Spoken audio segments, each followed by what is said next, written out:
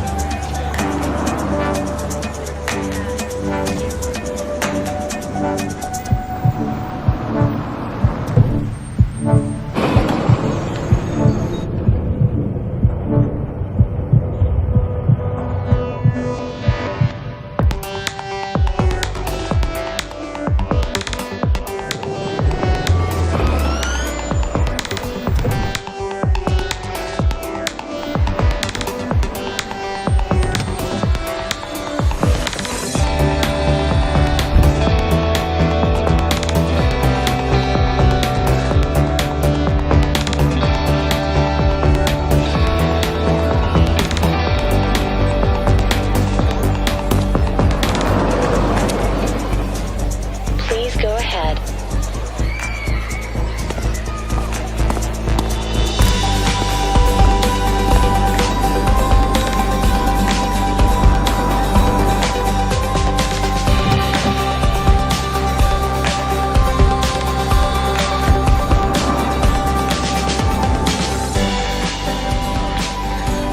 Thank you.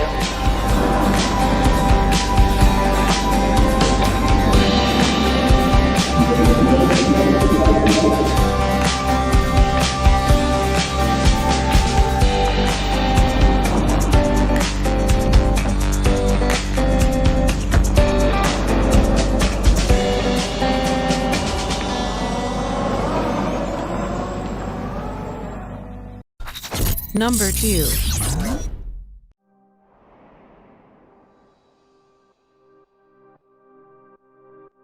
Volvo Cars user interface Sensus is ready to take the center stage in the groundbreaking Drive Me project that will put 100 self-driving Volvos on public roads around Gothenburg in 2017. The interface is designed to be intuitive and easy to use.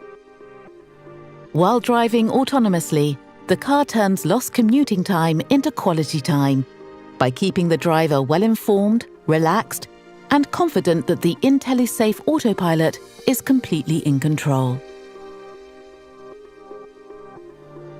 Sections of the route available for autonomous driving are displayed when the journey is programmed into the navigation system.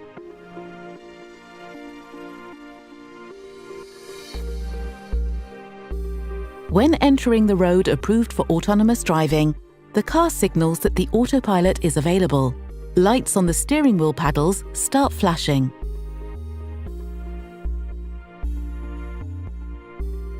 Once the two green bars in the center meet, the paddle lights shift to green and the autopilot confirms that the driving and the supervision is delegated to the car.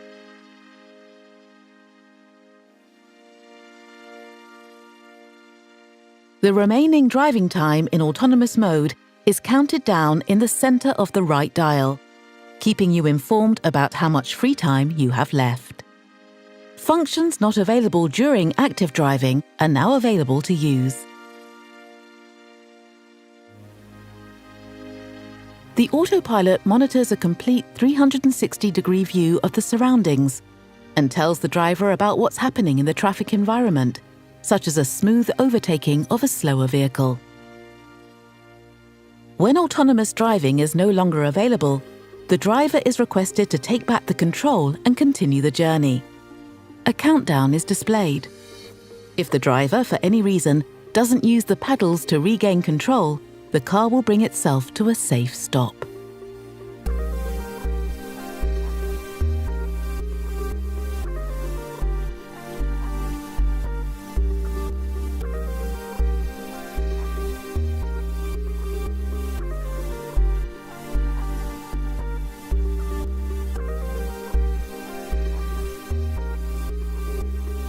The self-driving Volvo will safely handle every aspect of the driving while you focus on something else.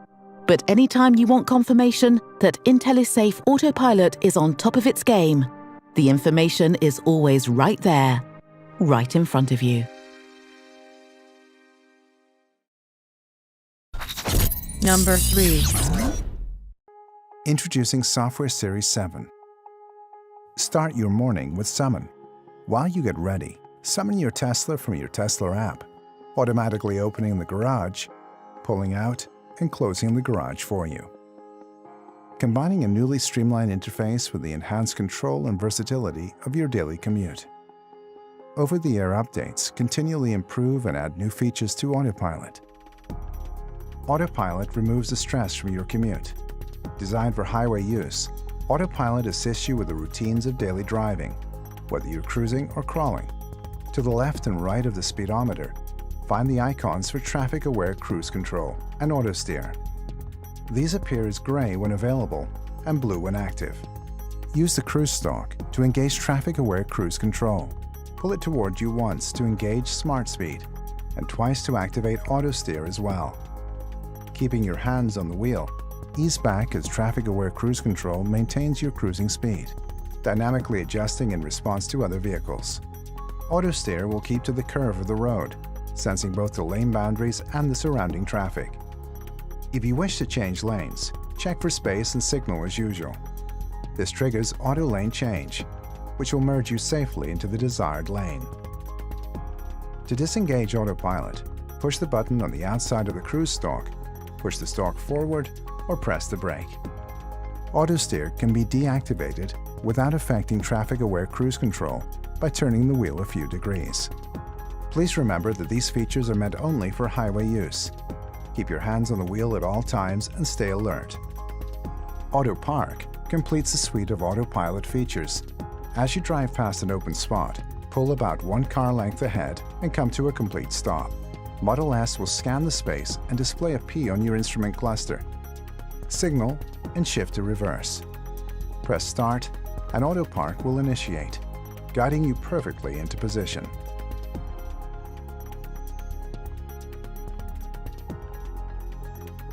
Autopilot changes the way you relate to your drive.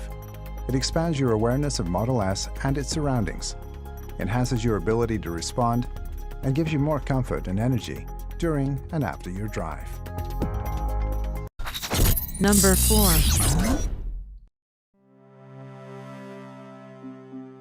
For a vehicle to drive itself, it needs to know where it is in the world, and it also needs to know what's around it. Based on these factors, it needs to be able to make smart and safe driving decisions in the real world.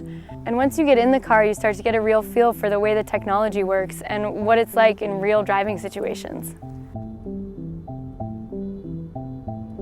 So there are a few things that have to happen before the car can safely drive itself. First, it has to figure out its location in the world. So we use GPS, but GPS isn't always that accurate, which is why we rely on our other sensors like the laser, which picks up on details in the environment that help us identify our more precise location. So think of the sensors as the car's eyes and ears, but with eyes that can see far off into the distance and 360 degrees around the car. And the great thing about having all these sensors is that they can talk to each other and get cross-checked information about the environment. So while we take in a ton of information using our sensors, it's our software that really processes all of this and differentiates between objects. All these objects are visible on the laptop that the safety drivers use while testing the vehicles. Based on what the vehicle senses and processes, these objects will be represented by different colored boxes. Cyclists will be red, pedestrians yellow, and the vehicles will appear as either green or pink. These boxes demonstrate the processing that takes place within the software. And think about the complexity here. People look different, cars have different shapes and sizes, Yet despite these nuances, the software needs to classify these objects appropriately based on factors like their shape, movement pattern, or location. For example, if there's a cyclist in the bike lane, the vehicle understands that this is a cyclist, not another object like a car or a pedestrian, so the cyclist appears as a red box on the safety driver's laptop, and the software can also detect the cyclist's hand signal and yield to them appropriately. When our engineers think about where the car should drive and how, safety is always the top priority. So the vehicle takes into account many things like how close it is to other objects or matching speed with traffic or anticipating other cars cutting in. For example, as a passenger, it can feel a little uncomfortable passing by a large vehicle on the road. Our engineers have taught the software to detect the large vehicles, and the laptop shows them as larger boxes on the screen. As our vehicle passes by a large truck, it will actually keep to the farther side of the lane and give ourselves a little bit more space. We've also taught the vehicle to recognize and navigate through construction zones. The vehicle sensors can spot the orange signs and cones early to alert the car of any lane blockage ahead, and then we can change lanes safely. Another thing that's really important is for the vehicle to drive in a naturalistic way, because when it's natural and the car abides by social norms on the road, it's also safer. For example, at four-way stops, people typically rely on eye contact to communicate whose turn it is, and in our case, the vehicle inches forward into the intersection to indicate its intent. So my role as a safety driver is first and foremost to keep the car, myself, and everyone around me safe. And in addition to keeping the car safe, I also provide detailed feedback to developers and let them know the car does anything that maybe I wouldn't have done personally. Maybe the car wasn't assertive enough in a lane change or wasn't fast enough at a green light. We provide the detailed feedback so they can fine-tune the whole driving experience. By getting out there and driving in the real world, we're getting a better understanding of what exactly it's going to take to improve the safety and comfort and ease of transportation. And that's really what our project's all about.